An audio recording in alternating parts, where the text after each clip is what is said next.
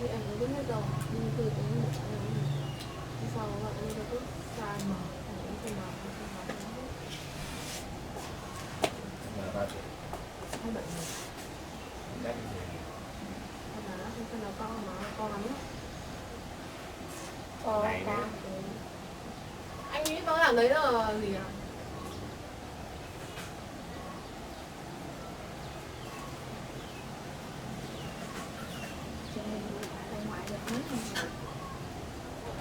Đi mãi cho ngoại ơi, bộ áo đi 2XL. Ngoại béo vậy. Có bụng thì kia.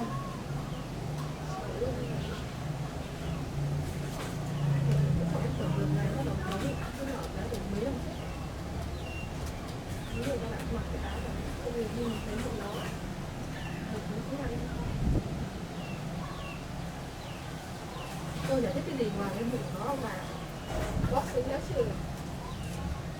Cái bụng của bác sĩ nó chi phí nó phải tốn 8 triệu. Tôi chỉ có bông bằng. Thì như lúc là sẽ bị có cái vài cái sẽ xuống. Chỉ có bông bằng, bộ bông bằng.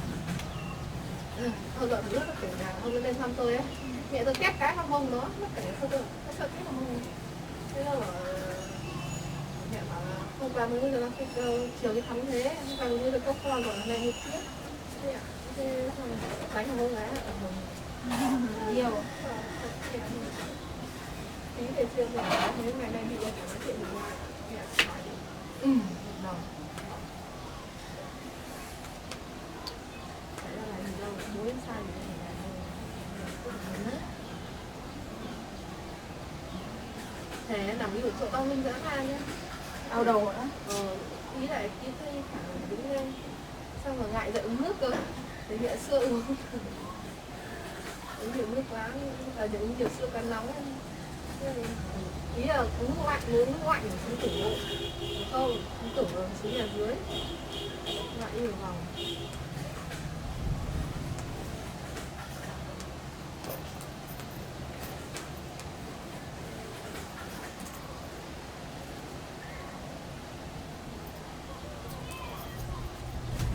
Để đóng này làm mình vào đội hình này. Ngâm nước xấu này. Phun nước cây gì vậy hả? Xài đất. Xong rồi lại là nấu chỉ đậu đen. Lấy nước này để rửa uống này. Đổ nhắc cái chén đỗ đen để bảo mẹ chén đỗ đen uống luôn. Đó. Mẹ mua dưa hấu ăn. Cái này là tôi rất là dưa hấu thôi. Dưa hấu nóng lên Cái đừng này pha nước xấu. Dạ thì bình nước xấu ở đây rồi. Hai mẹ tôi đi miếng dưa hấu. Rồi còn ăn đi. Cháu về là cơm rồi. Vị như này mình nên mình nói cơm rồi. Không nắm hết vị này. Mình bảo mẹ ơi con chàng. Tôi thì mình nắm rồi ấy. Thế là ngoại ấy. Mình nóng luôn đấy. Thì cái vị mình ăn nóng mà bản thân mình mười mấy năm rồi ấy. Khác hẳn luôn. đi.